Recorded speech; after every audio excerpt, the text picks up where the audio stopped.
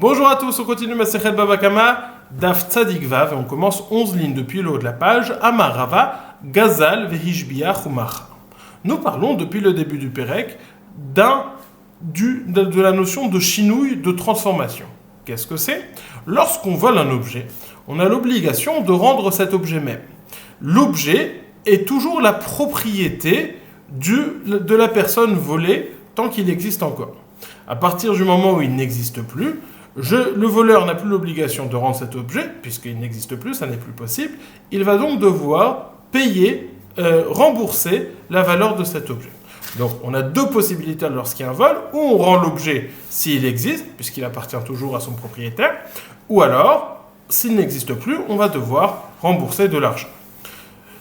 On a un cas où on pourrait considérer que l'objet existe toujours, mais en réalité on considère qu'il n'existe plus. Quel est ce cas? Le cas où l'objet a subi une transformation, ce que l'on appelle un chinouille. Si l'objet a subi une transformation suffisamment importante, l'on va considérer que chinouille connaît, et étant donné que ce n'est plus le même objet, l'objet volé est l'objet qui existe actuellement, par exemple il a volé des habits, il a volé du tissu et il en a fait des habits, c'est un objet différent.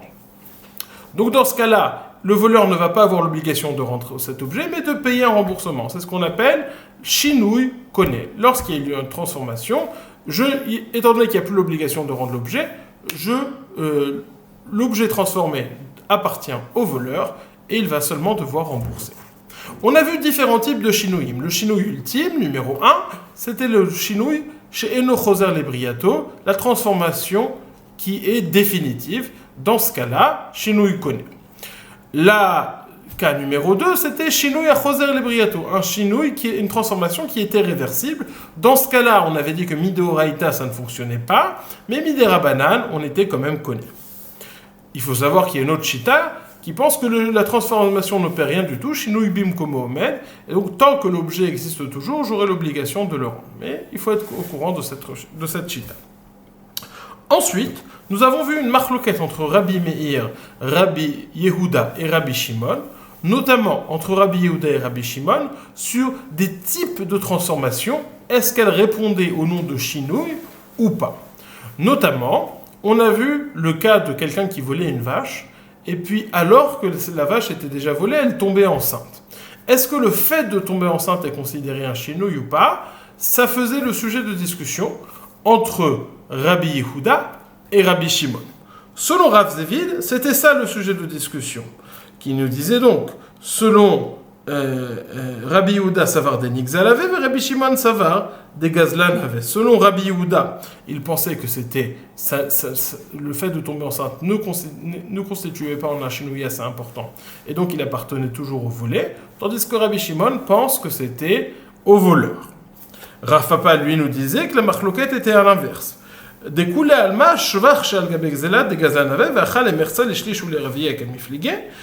Yehuda pense que Shvar Shal Gabegzela Kula de Gazlanave, que lorsque l'animal tombe enceinte, ça s'appelle un bon chinouille, et donc ça appartient, tout le Shvar appartient au Gazlan, tandis que Rabbi Shimon pense que non, ça n'est pas un bon chinouille et ça appartient à la personne volée, au volé, mais malgré tout, il y a une takanat rachamim qu'étant donné que le voleur est en train de travailler sur cet objet, c'est lui qui améliore l'objet qui appartient au propriétaire, il va devoir avoir le droit de prendre un salaire, les mertza, les shlish ou les revia, comme quelqu'un qui travaille sur un terrain de quelqu'un d'autre, et donc il va pouvoir prendre de la moitié, ou alors un tiers, ou alors un quart du salaire, du profit, de la plus-value. Maintenant, nous allons discuter selon la chita de Rabbi Shimon. Abarava, Gazal, on a dit donc que selon Rabbi Shimon, quelqu'un qui vole un objet, qui vole par exemple une vache, et il y a un chinouille discutable, selon Rabbi Shimon, ce n'est pas considéré un bon chinouille. Ça appartient toujours au volé. Mais il y a une takana particulière qui dit que malgré le fait que ça appartient au volé, étant donné que c'est le voleur qui a amélioré l'animal, il va pouvoir prendre une partie de cette plus-value. Maintenant, on va se poser la question, que se passe-t-il si ce voleur, il a amélioré l'animal, il a engraissé, il l'a amélioré, et puis après, il l'a vendu à quelqu'un d'autre. Est-ce que cette personne auquel il l'aurait vendu, elle a le droit aussi, ou c'est une takana uniquement pour le gazlan, pour le voleur, mais pas pour l'acheteur, ou cette takana est valable aussi pour l'acheteur. Dit la Gemara, Marava, Gazal vehishbiach ou machar, Gazal vehishbiach ve'urish. Si le voleur, il a volé et il a amélioré l'animal, il y a eu un shvach, et après c'est passé, il a vendu. Ou alors, s'il y a eu un shvach et qu'il l'a hérité à ses enfants, Gazal vehishbiach ve'urish, Masheshbiach machar, Masheshbiach orish. Le droit qu'avait le gazlan dans cette plus-value, il a pu le vendre et il a pu le transmettre en héritage.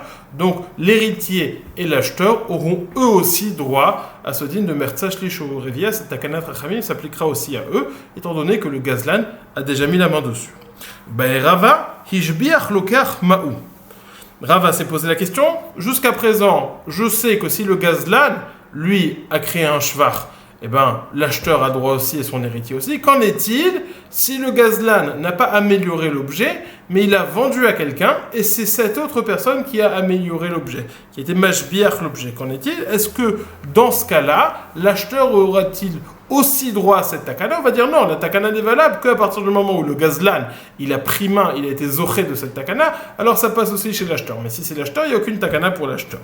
Rava, hishbiach lokeach maou batar debayach adar pashtin. Après, une fois qu'il s'est posé la question, il a déduit ma machar rishon lesheni kol zchut shetavo leyado, qu'a vendu le premier, donc le voleur, à l'acheteur, au second, tout ce qu'il avait dedans. Donc étant donné que le vendeur, le voleur, il avait le droit, s'il était mashbiach, s'il améliorait, il avait droit à la moitié, le tiers ou le quart, alors l'acheteur aussi a le droit à la moitié, le tiers ou le quart. Et Rava s'est posé la question. Ishbiach oved kochavim mahu. Si c'est pas le voleur, si c'est pas l'acheteur qui a amélioré le vol, mais c'est un oved kochavim mago. Il demande la Gemara. Amar le Rava Chamidirti le Ravina, Rava Chamidifti, il a dit à Ravina, takanta le oved kochavim neiku venavid.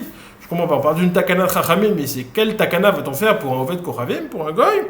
Amar le l'autre richa, qui ont des avnés les Israël. Il dit non, on parle pas du goy que c'est resté chez le goy, c'est le goy qui l'a vendu à un juif. Il a Gemara sauf, Israël, sauf, achar. Ah bah, mechamat oved kochavim, mareu que oved kochavim, même si il a vendu à un juif. Le juif, étant donné qu'il vient de la part du goy, c'est comme le goy, donc il n'y a pas de takana. Dit la Gemara, non, l'autre richa, qui gagne des gazal Israël, vezavna nihele, veishbicha oved kochavim, vadar oved kochavim, vezavna le Israël. La question se pose lorsque c'est un juif qui l'a volé et il a amélioré cet objet volé. Puis après, il a vendu un goy, et après, le goy, il a vendu au juif. Est-ce qu'on va dire qu'étant donné qu'il y a un goy qui est passé au milieu, ça a coupé la chaîne, et le juif n'aura pas le droit à ce mertza shlish orevia qu'avait droit le gazlan? Achar, kegon de gazal Israël, vezavna niele, veishbicha oved kochavim, ve'adar oved kochavim, vezavna li Israël. Pardon, je me suis trompé. C'est le Israël, il a volé, il a vendu au Oved Kochavim, et le Oved Kochavim, c'est lui qui a créé le shvach, et après il a vendu au Israël. Est-ce qu'on va dire que dans ce cas-là, il y avait, de la même façon que l'Israël, il avait le droit, s'il était mashbir, s'il améliorait, à mertza shlish orevia, alors c'est ça qu'il a vendu au goy, alors le goy aussi aura-t-il ce droit, et donc s'il a vendu, il a le droit à mertza shlish orevia, donc c'est pour ça qu'il peut le passer au Israël. Dit la Gemara, Batar de Avde Rabbanan Takata, Odilma Kevan de Kaovet Kochavim Beemtsa, lo Avdou le Rabbanan Takanta, Teiko. Est-ce que, on va dire, étant donné qu'à la fin c'est un Israël, alors la Takana est valable, est valide, ou alors on va dire non, étant donné qu'il y a un goy au milieu, la Takana n'est pas valide. Amarav Papa nous dit, Hayman de Gazal Dikla Michavre Vekatle. Alors là, on va rentrer dans une question, qu'est-ce qui s'appelle un chinois et qu'est-ce qui ne s'appelle pas un chinois?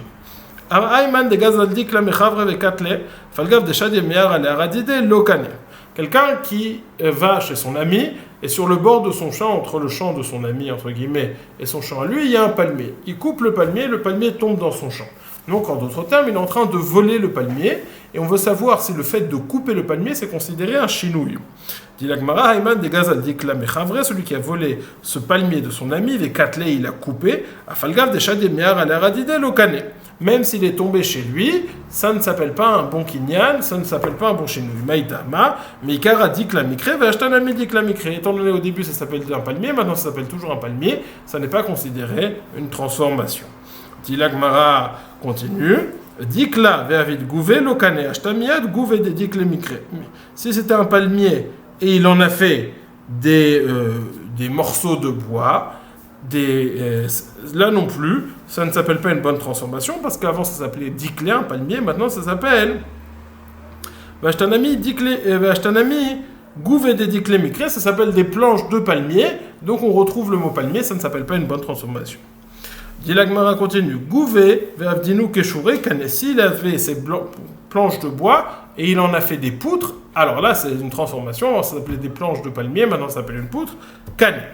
Keshure ravrave, ve'avdinu keshure zoutre. Si c'était des grandes poutres, il en a fait des petites poutres, lo kane. Pourquoi? Parce que ça ne s'appelle plus, ça s'appelle toujours des poutres et donc ça ne s'appelle pas une réelle transformation. Et avdinu ketsutsaita, kane. S'il en a fait des petits morceaux de bois, et donc c'est un autre nom, ça s'appelle des brindilles ou ça s'appelle des krachim, en tout cas ce ne sont plus des poutres, là le kinyan opère puisque ça s'appelle une réelle transformation.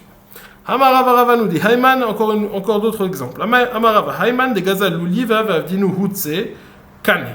Meikara de Meikara Luliva Mikre Vashta Hutse, celui qui vole un loulav et il arrache les feuilles une par une. Ça s'appelle une bonne transformation, puisqu'au début ça s'appelait l'ouliva, un loulav, et maintenant ça s'appelle hutse, des feuilles. Hutse vavdinu chufia kane.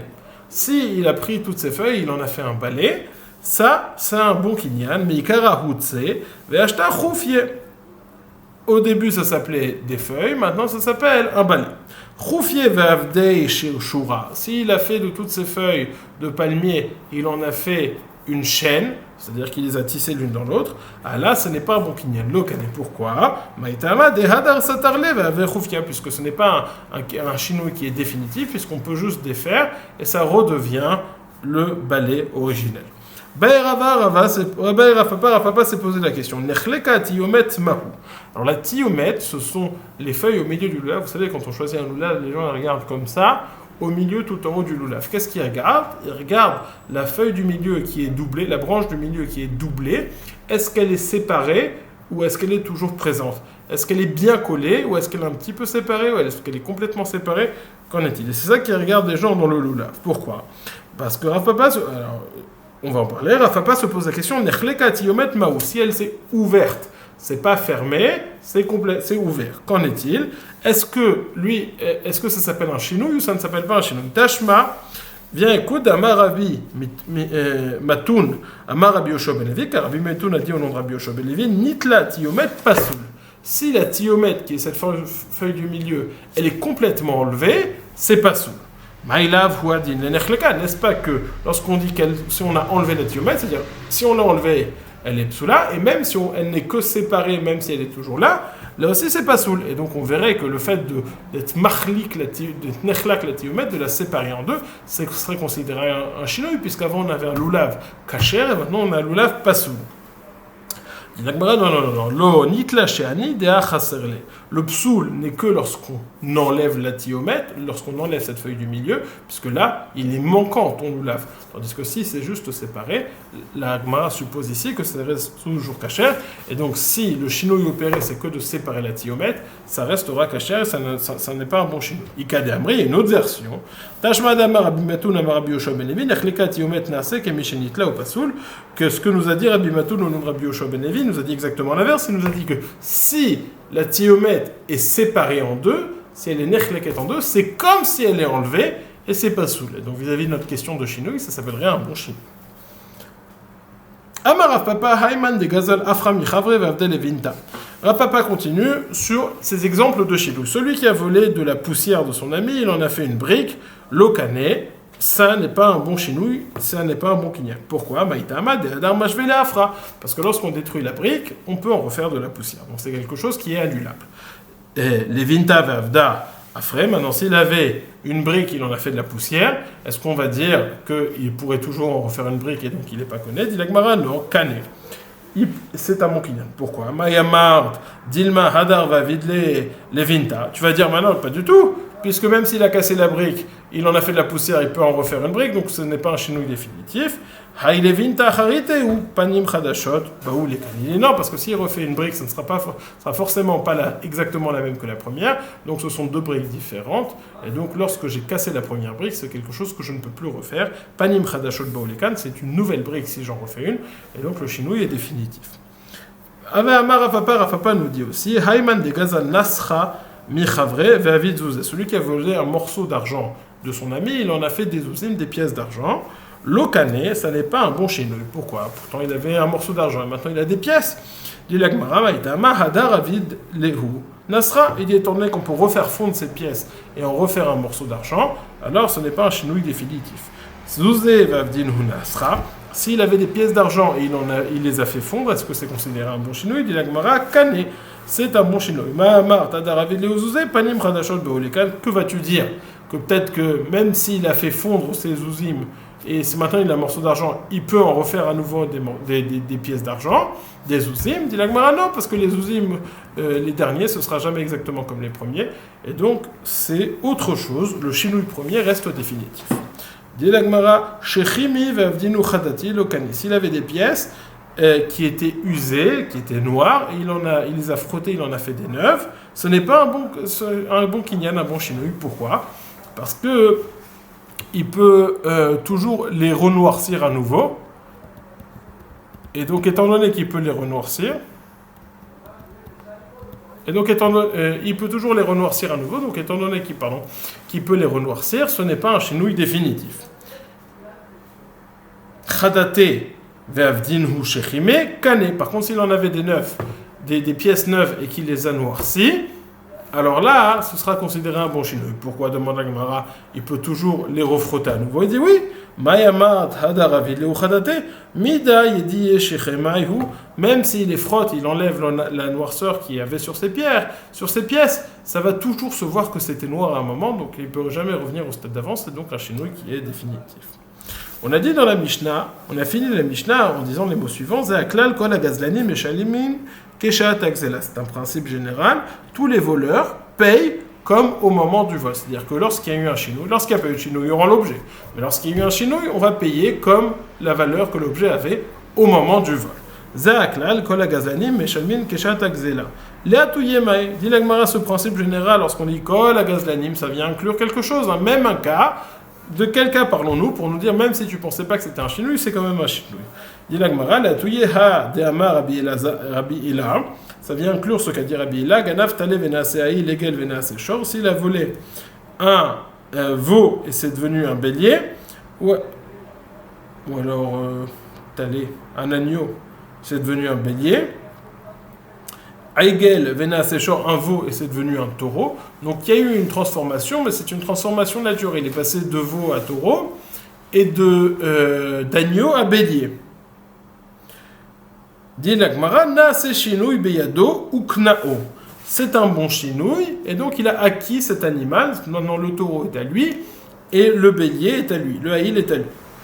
Et donc quelle est la conclusion de ça? Tavach ou machar, shelo toveach, shelo mochar. Si maintenant il va égorger l'animal ou il va le vendre à quelqu'un d'autre, est-ce qu'il va être Hayav Arba Vachamisha ou pas? On va dire, non, puisqu'il ne vend pas, il n'égorge pas l'animal de quelqu'un d'autre, il égorge et il vend son animal à lui, puisqu'il y a eu un chinouille, et donc il ne sera pas Hayav de Arba Vachamisha, Patour ou Arba Vachamisha. Shelo Toveach, Shelo Mocher, il vend le sien et il égorge son animal. Haou Gavra de Gazal Padna de Touré Michavre. Cette personne qui a volé deux taureaux de son animal, de son copain. Il a volé 2 taureaux. Azal, Karav Behu Krava, Zara Behu Zara. Il a pris ces taureaux dans son champ et il a fait une charisha, c'est-à-dire il a labouré son champ et ça l'a aidé à semer son champ. Adrinou les marais, les saf Adrinou les marais. Finalement, il a rendu les taureaux à son propriétaire. Donc, il avait un taureau, il l'a utilisé pour travailler la terre chez lui, et il l'a rendu à son propriétaire. Atal et Kamed Rav Nachman, il est venu devant Rav Nachman, il lui a dit c'est scandaleux, il a utilisé mes taureaux. Amarleu Zilou Shumu Shafrade Ashbar. Rav Nachman, il a dit on va évaluer la plus-value qu'il a eue sur son champ grâce à cette charisha au fait qu'il a labouré et au fait qu'il a semé, et la plus-value, il va devoir lui rembourser. Dit l'Agmara, Amar le Rava, Touré Ashbach, Aralo Ashbach, serait-ce que le taureau qui a créé cette plus-value et pas la terre elle-même? Le taureau a aidé à cela, mais c'est la terre qui a créé cette plus-value puisqu'elle était apte à cela. Et donc il ne devrait pas payer. Amar Mika Amina, Nishaim Koulé, Palga Kamina. Il lui répond, il dit, j'ai pas dit de payer tout, j'ai dit de payer la moitié. Amar le sof sof, Gzelaou, Vekad, Rabbeena, Detnan Kola Gazlan, Imeshal Mimke Shata Gzela.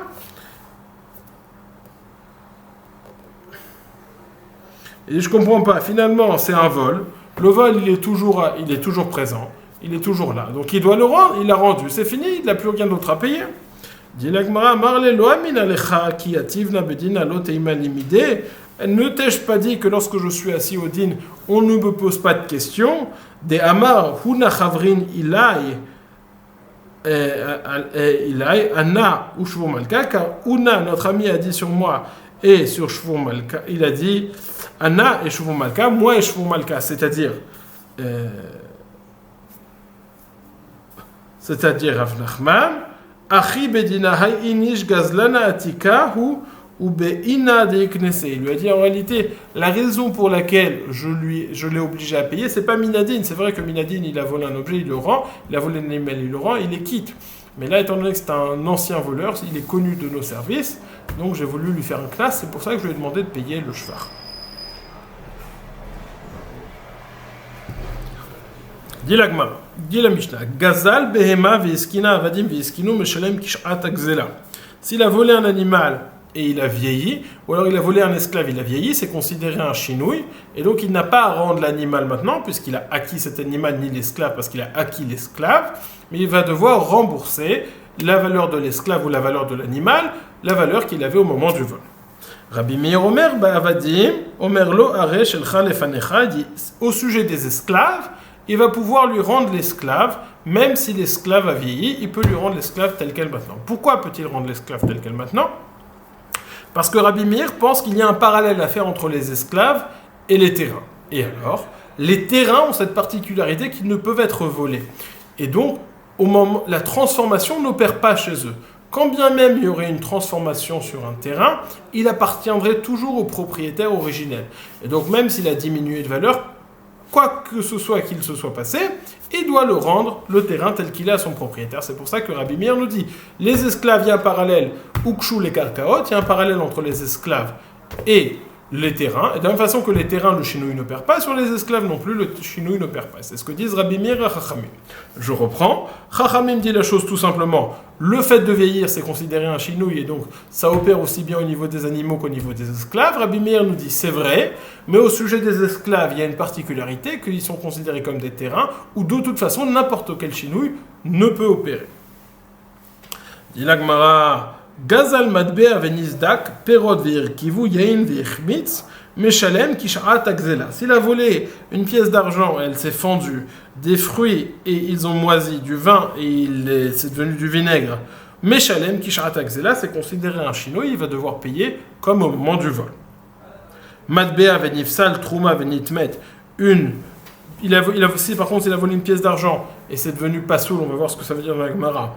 Trouma venitmet, la trouma elle est devenue tmea. Chametz vavar à la Pessar, c'est du chametz et c'est passé Pessar donc il est devenu interdit à la consommation. Behema venit avdaba avera, une behema sur laquelle on a fait une avera donc on a un interdit vis-à-vis d'elle. O shenif sela me algabe misbach, ou alors elle a eu un psoul. Elle a eu un moum qui n'est pas visible et donc on ne peut pas l'amener sur le misbar. O shaita yotzet lisakel, ou alors l'achiouf skila. Omer lo haresh el chalefanecha. Il peut rendre l'animal tel quel, puisque toutes ces choses-là qu'on a citées et qu'on va développer dans la Gemara ne sont pas considérées des chinouilles.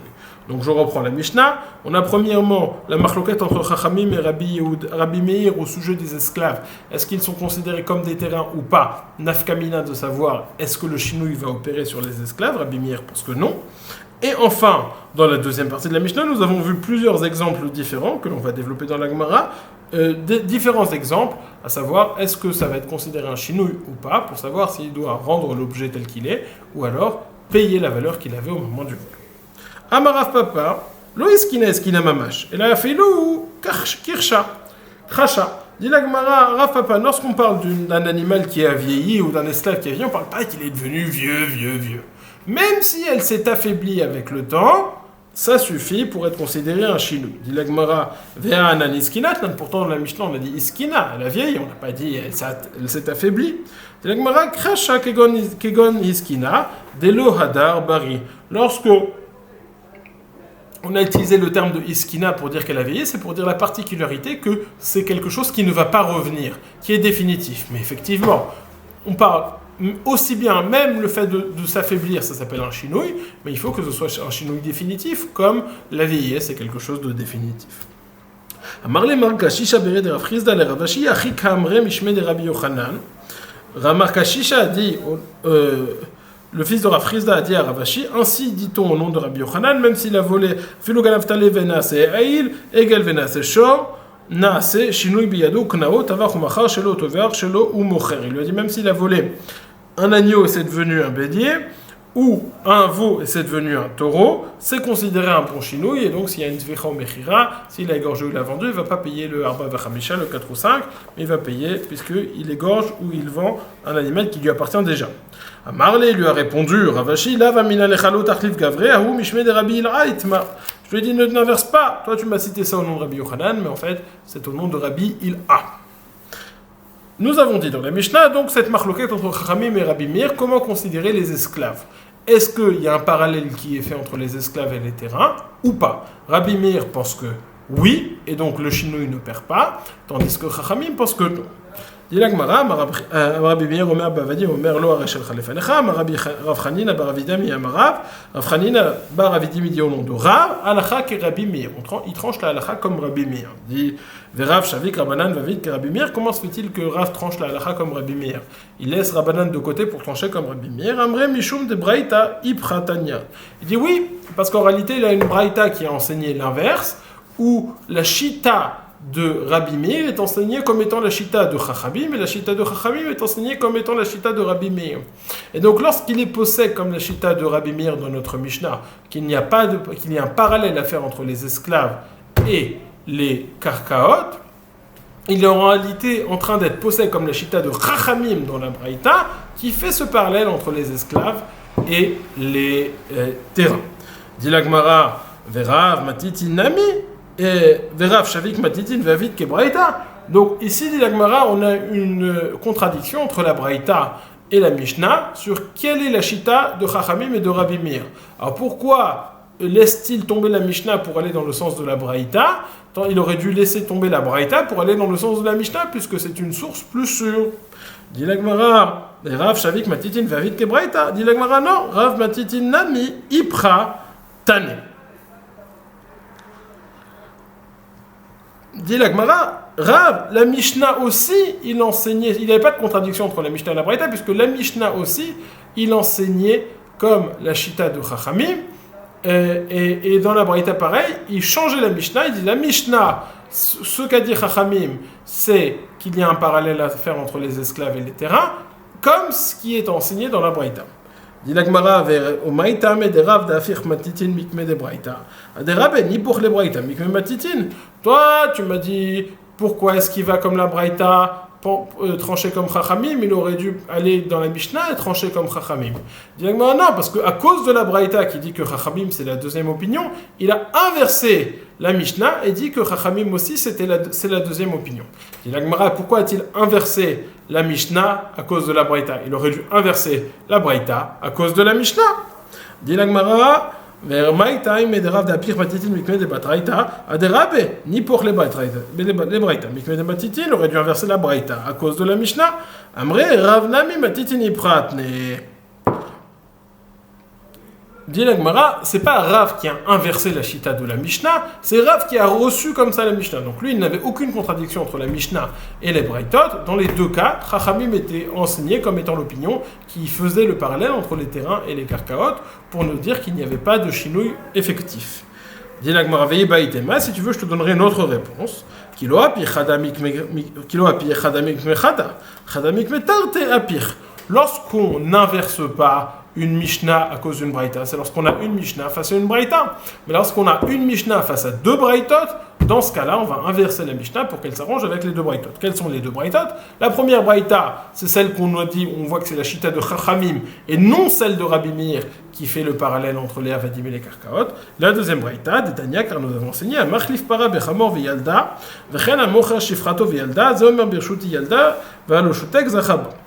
Il y a un type de kinyan qui s'appelle Khalipin. Khalipin, c'est lorsque je veux échanger un objet contre un autre, lorsque j'échange un objet contre un autre. À partir du moment, par exemple, moi je veux acheter ce beau verre, et lui veut acheter en échange cet autre verre. Il suffit que l'un fasse le kinyan sur le verre pour que automatiquement l'autre partie devienne propriétaire de ce verre, même s'il n'a pas fait de kinyan effectif dessus. Ben, que se passe-t-il? À Machlif para bechamor, quelqu'un échange, donc il y a deux personnes qui échangent une vache contre un âne. Et il s'avère qu'au moment où le propriétaire de la vache fait le kinyan pour acquérir l'âne, il s'avère plus tard que la vache a accouché. Et il y a discussion, est-ce que la vache a accouché avant qu'il fasse le kinyan sur l'âne ou après? Et la question est de savoir, est-ce qu'au moment où elle a accouché, elle appartenait à l'un ou appartenait-elle à l'autre? Même question, si on a acheté une servante, une chifra, elle a accouché, et on veut savoir quand est-ce qu'elle a accouché.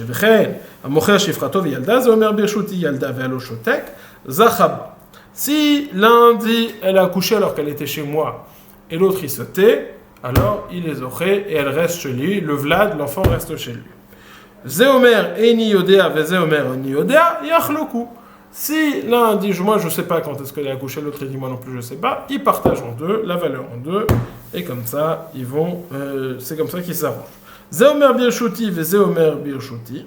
Si l'un dit elle est dans mon réchoute et l'autre dit elle a accouché alors qu'elle était déjà à moi, donc l'enfant m'appartient, et l'autre dit la même chose, que fait-on?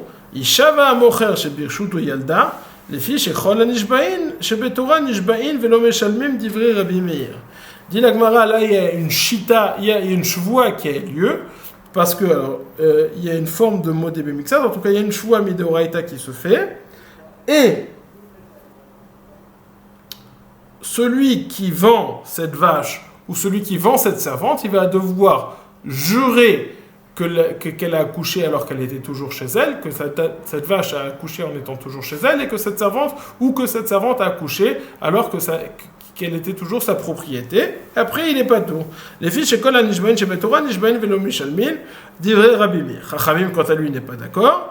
Nishbain lo à la vadim, velo à la karkaot. Lui, il dit, c'est vrai, il peut faire cette choix sur la vache, mais il ne peut pas faire la choix sur les esclaves. Pourquoi ne peut-il pas faire la choix sur les esclaves? De la même façon qu'on ne fait pas de choix sur un karka. Et donc, on a ici la chita de Chachamim qui dit, de la même façon qu'on ne fait pas de choix sur un terrain, on ne fait pas de choix sur un esclave. Et donc là, encore une fois, on a une braïta où c'est la chita de Chachamim explicitement qui nous dit, qui fait le parallèle entre les esclaves et les terrains. Et donc, il y a deux raisons pour lesquelles Rav a tranché la halakha comme Rabbi Meir, ou parce que la Mishnah qu'il a reçue, elle disait que c'était en réalité la Shita de Chachamim, ou parce qu'il avait deux braïtot qui disaient que c'était la Shita de Chachamim, donc il a corrigé la Mishnah pour qu'elle s'arrange avec les deux braïtot. Dit la Gemara, Hay halakha ke Rabbi Meir, halakha ke Rabbanan mi ba'ileh. Alors si c'est ainsi, lorsqu'il tranche la halakha, il tranche la halakha comme Rabbanan, pas comme Rabbi Meir, puisque alors pourquoi il a dit Rabbi Meir? Et en réalité, ce qu'il est en train de dire, selon votre lecture, moi je tranche la halakha comme Rabbi Meir. En réalité, la raison pour laquelle je tranche la halakha comme ça, c'est parce que je pense que c'est la chita de Chachamim et non celle de Rabbi Meir. Passez une excellente journée.